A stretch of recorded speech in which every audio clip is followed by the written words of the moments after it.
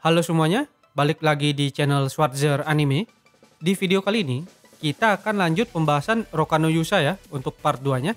Sebelum nonton part 2 ini, disarankan untuk nonton part 1-nya terlebih dahulu, biar tahu tentang masa lalu Nasetania dan lambang pahlawan yang ketujuh. Tanpa basa-basi lagi, langsung aja kita lanjut.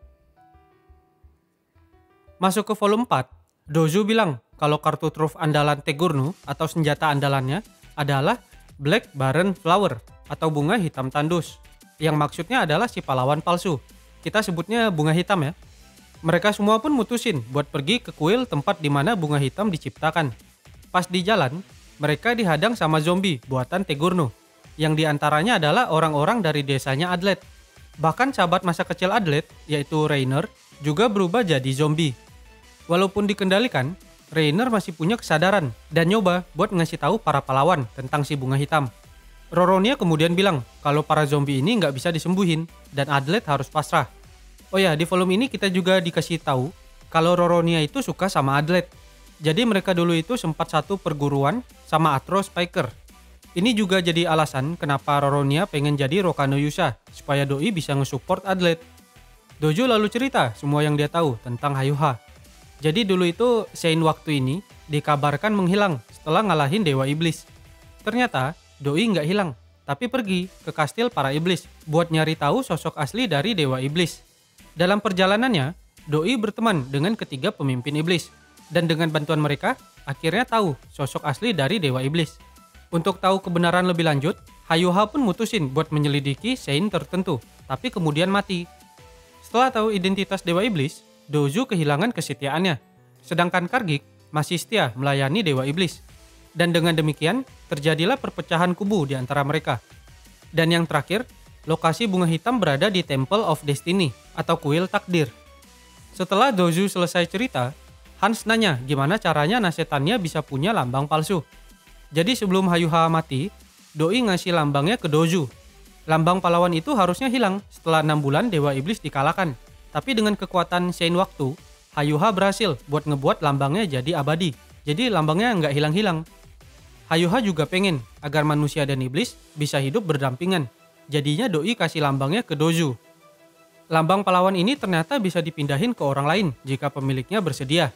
Yang masih jadi misteri itu lambangnya si Tegurnu. Karena Dozu udah nyelidiki semua Sein lainnya selain Hayuha, itu mereka mati dengan lambang mereka ikut menghilang. Jadi harusnya Tegurnu nggak bisa dapat lambang dari siapa-siapa lagi ya. Lanjut lagi, mereka semua mutusin buat pergi ke kuil takdir, tapi dihalangi sama 1000 zombie. Fremy berhasil buat nembak pengendali zombinya, dan para zombie pun mulai lenyap. Adlet kemudian dengar lagu nostalgia yang dulu sering dinyanyiin, yang mana berasal dari Rainer.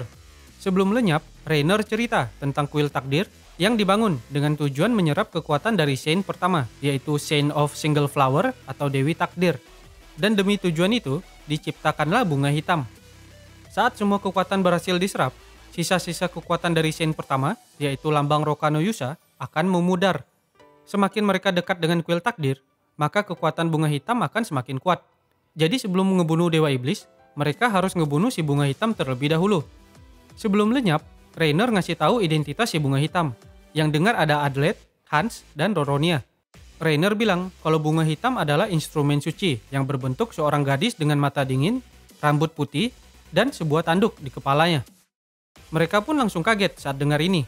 Adlet kemudian nyuruh Hans dan Roronia buat ngerahasiain hal ini sampai waktunya tiba. Volume 4 pun selesai. Masuk ke volume 5, para pahlawan akhirnya tiba di kuil takdir. Di sini mereka ketemu dengan mayat dari Sein pertama yang disegel. Dozu bilang kalau kemungkinan besar lambang pahlawan ketujuh dibuat oleh Sein pertama itu sendiri. Mereka juga dapat informasi kalau bunga hitam bakal terus nyerap kekuatan lambang pahlawan lainnya, bahkan ketika ditinggalkan. Jika bunga hitam rusak, maka sebuah mekanisme akan berjalan. Fremy ngomong sesuatu yang bikin semua orang kaget. Aku pikir bunga hitam adalah diriku. Adlet dan yang lainnya kemudian ngasih tahu apa yang disampaikan oleh Rainer. Fremy lalu bilang kalau Doi lebih baik mati daripada dimanfaatin sama Tegurnu. Hans dan Camu pun bersiap buat nyerang Fremy, tapi dihalangi sama Adlet. Fremy pengen bunuh diri dengan cara nembak diri Doi sendiri. Adlet kemudian nusuk Fremy dengan jarum pelumpuh, lalu nyuruh Roronia buat ngebawa Fremy kabur. Di sini mereka pecah kubu lagi ya, kayak di anime. Adlet kemudian nyusul Fremi dan ngelempar sebuah peluit anjing, yang mana adalah harta karun Fremi. Kalau kalian ingat, di anime Fremi pernah cerita ya, kalau dulu Doi punya anjing kesayangan. Fremi teringat janji Adlet buat nolong Doi ketemu dengan anjingnya lagi. Fremi langsung ngerti sama perasaan Adlet dan minta maaf, lalu bilang, "Selamatkan aku." Mereka sempat bertarung lagi, tapi berhenti ketika semuanya kumpul dan mulai diskusi tentang pahlawan ketujuh. Mereka semua nuduh Hans karena dia berusaha ngebunuh Fremi biar ngebangkitin mekanismenya Tegurnu. Tapi Hans bersikeras kalau Adlet adalah yang ketujuh karena dia selalu ngelindungi Fremi. Diskusi mereka pun berhenti ketika segerombolan zombie datang. Hans kemudian nyoba buat nyerang Fremi, tapi gagal dan akhirnya pergi dari grup bareng Camo karena mereka nggak percaya sama Adlet. Di akhir volume, kita akhirnya dikasih tahu kalau ternyata pahlawan palsu dari kubu Tegurnu adalah Adlet yang dikendalikan oleh Tegurnu. Jadi Tegurnu ini punya kekuatan buat ngendaliin manusia. Awalnya dia manipulasi Saint pertama dan nyuri lambangnya untuk kemudian diberikan ke seseorang yang akan menjadi pahlawan palsu. Kandidat utamanya adalah orang yang rentan terhadap kekuatan Tegurnu dan dapat melindungi Fremi. Tegurnu bilang kalau dia percaya dengan cinta. Dan karena Adlet cinta sama Fremi, maka dia pasti bakal ngelindungi Doi. Fremi kemudian ngebuka hatinya dan pada akhirnya Doi juga akan mencintai Adlet. Tegurnu nggak sabar buat ngelihat ekspresinya Fremi ketika tahu kalau orang yang dicintainya selama ini ternyata dikendalikan oleh Tegurnu. Dan volume 5 pun selesai. Oh ya, di cover ini kita bisa lihat Fremi waktu kecil ya, sama ibunya, yang mana adalah iblis berbentuk semut dengan payudara manusia. Dan juga ini ada anjing warna putih, kesayangan Fremi. Masuk ke volume 6, grup Adlet bikin rencana buat mancing pasukan iblis dan ngalahin Tegurnu dengan Adlet sebagai umpan. Tiba-tiba, Adlet dengar suara dari lambang di tangannya yang bilang kalau Doi adalah Saint of Single Flower atau Saint pertama dan akan memberikan Adlet kelopak bunga yang ketujuh. Mendengar hal ini, Adlet akhirnya paham kalau ternyata dia adalah pahlawan yang ketujuh. Tegurnu memakai kekuatannya untuk membuat Adlet sadar kalau dia adalah yang ketujuh dan agar dia kebingungan. Sebuah lambang parasit lalu muncul di dadanya Fremi yang mana akan membuat Doi mati jika Tegurnu juga mati. Dan hanya Adlet seorang yang tahu tentang lambang ini. Kemudian ada seorang iblis yang mengancam Adlet kalau dia berani ngasih tahu hal ini ke pahlawan yang lainnya. Adlet pun mutusin buat ngalahin pahlawan lainnya dan mengembalikan Fremi ke para iblis. Adlet kemudian pergi mencari Tegurnu buat ngebocorin rencana para pahlawan. Hans dan Camo tiba-tiba muncul. Hans bilang kalau dia sekarang lagi nyandra Fremi. Tapi Tegurnu muncul dan bilang kalau dia ngasih Hans sebuah kutukan menggunakan kitab kebenaran yang membuat seseorang itu nggak bisa berbohong. Tapi Hans dengan pintar memanfaatkan kutukan ini dengan cara memainkan kata-kata yang dia ucapkan. Adlet bilang kalau dia nggak peduli lagi dengan nasib dunia dan prioritas utamanya sekarang adalah Fremi. Tegurnu kemudian bilang kalau selama ini Adlet berada di bawah kendali sihir cintanya. Tegurnu lalu melemahkan sedikit kekuatannya dan Adlet mulai ingat tentang balas dendam Rainer, penduduk desanya, dan keinginan untuk melindungi pahlawan yang lainnya. Tegurnu gembira saat ngelihat ekspresi Adlet yang putus asa dan kebingungan. Tegurnu lalu cerita tentang masa lalu. Dia dapat kekuatan dari Saint pertama dengan cara memeras kulit tubuh Saint pertama yang disegel, dan juga dapat lambang ketujuh yang mana dibuat secara rahasia oleh Saint pertama. Karena yang semua orang tahu itu cuma ada 6 lambang ya di dunianya. Tegurnu juga dapat hak buat milih siapa yang bakal nerima lambang ketujuh ini dan kapan harus mengaktifkan kekuatan tersembunyinya. Setelah menghancurkan desa Adlet, Tegurnu memakai Atro Spiker, yaitu gurunya Adlet, sebagai alatnya untuk melatih Adlet menjadi lebih kuat. Selesai flashback, Tegurnu dapat kabar kalau Fremi mengkhianati pahlawan yang lainnya dan menyerah ke Tegurnu dengan syarat Adlet tidak dibunuh. Mendengar hal ini, Adlet jadi senang meskipun dia tahu kalau itu cuma cinta ilusi yang dibuat sama Tegurnu.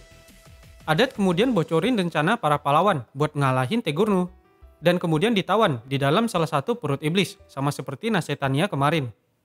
Sekarang kita ke sisi para pahlawan, ternyata mereka bikin rencana baru. Setelah Fremi berkhianat, Roronia nyerang jantungnya Fremi dengan cambuknya. Terus seekor iblis healer bawahan Tegurnu tanpa sengaja nyembuhin kembali jantungnya Fremi karena dikira sekutunya. Dan pada saat itu juga, tanda yang menghubungkan Fremi dengan Tegurnu pun menghilang. Fremi ternyata cuma pura-pura berkhianat demi menghilangkan lambang parasitnya. Di dalam perut iblis, Adlet berpikir keras dan akhirnya sadar kalau yang dilakukan Fremi itu ternyata cuma tipuan, terus kabur dari perut iblis. Adlet kemudian pergi ke tempat para pahlawan dengan panduan suara Mora. Adlet kemudian ketemu dengan Fremi dan Dozu, sedangkan Roronia dan Nasetania pergi buat ngejar Tegurnu. Pertarungan intensif pun terjadi antara para pahlawan melawan Tegurnu dan pasukannya. Tegurnu ngasih tahu Fremi tentang semuanya, kalau Adlet adalah orang yang ketujuh dan hanya mencintainya karena dikontrol oleh Tegurnu. Tapi Adlet bilang ke Fremi kalau dia bakal ngubah semua kebohongan menjadi kenyataan. Adlet ngeracunin darahnya sendiri dengan instrumen suci yang memiliki kekuatan Sen dan dengan cepat berlari ke arah Tegurnu.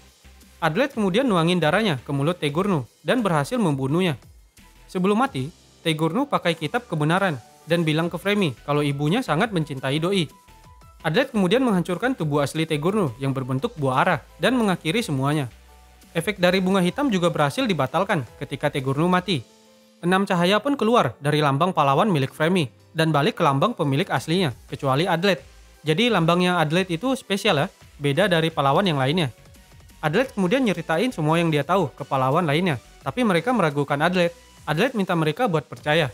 Roronia ngedukung Adlet dan bilang kalau Adlet adalah orang yang menyelamatkan dunia karena dialah yang membunuh Tegurnu. Karena Tegurnu udah mati, Adlet kehilangan cintanya ke Fremi. Fremi terkejut dengan hal ini. Selain itu, sesaat sebelum Adlet ngehancurin tubuh asli Tegurnu, Tegurnu bilang kalau yang membunuh kakak Adlet adalah Fremi. Pada akhir volume, dijelaskan bahwa Sen pertama terlepas dari segel rantainya dan dibawa ke hadapan Dewa Iblis. Di sana, Dewa Iblis mengangkat tubuh Sen pertama dengan tentakelnya dan menyebut Maun. Air mata mulai mengalir dari mayat Sen pertama. Dewa Iblis bilang kalau lambang ketujuh yang dimiliki Adlet adalah penyelamat Dewa Iblis dan kekuatan tersembunyinya pun akan aktif jika sudah berada di dekat Dewa Iblis. Dan selesai. Ya, jadi gimana pendapat kalian? Akhirnya selesai ya genre detektif kita. Udah terungkap siapa pahlawan ketujuhnya. Yang paling MVP di sini itu si Hans. Dia dari anime sampai sekarang itu paling jago deduksinya. Oh ya, dan ini belum tamat ya. Cuma kalau ngelihat kondisinya sekarang yang udah 5 tahun nggak ada kabar sih kayaknya kecil ya kemungkinan bakal dilanjutin. Dengar-dengar Roko no Yusha ini cuma sekedar proyek sampingan si pengarangnya aja. Jadi ada hal yang lebih penting buat dikerjain. Tapi nggak tahu ya ini benar atau enggak, soalnya baru sekedar rumor aja. Kita berharap aja semoga ada lanjutannya ya. Karena ini masih banyak yang gantung tentang kakak Adlet yang dibunuh Fremi sama hubungan antara Sen pertama dan Dewa Iblis. Ntar kalau di masa depan ada lanjutannya, bakal kita bahas juga di channel ini. Sekian untuk video kelanjutan cerita Roko no Yusha setelah anime. Untuk kali ini nggak ada fun fact ya. Dan ini ada sedikit spoiler untuk seri selanjutnya yang bakal kita bahas. Makasih buat yang udah mampir, sampai jumpa lagi di video selanjutnya.